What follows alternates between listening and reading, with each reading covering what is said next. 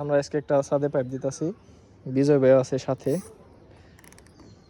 এটা একটা চিলা কোঠার ছাদ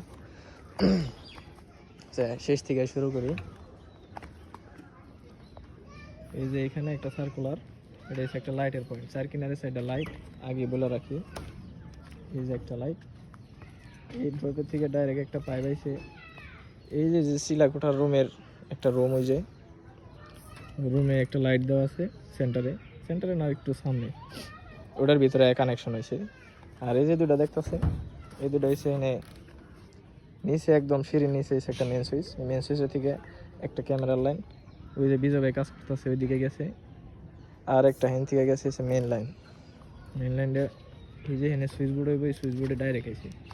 আরেকটা পাইপ দেখতেছে, এই পাইপটা এটাই সার্কুলার থেকে আইছে।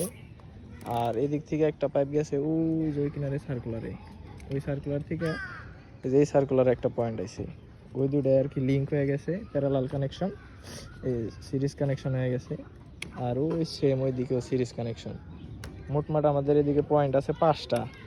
আর এই যে একটা মেইন লাইনের পয়েন্ট, আর এটা আছে এই যে আপনার একটা ক্যামেরার পয়েন্ট।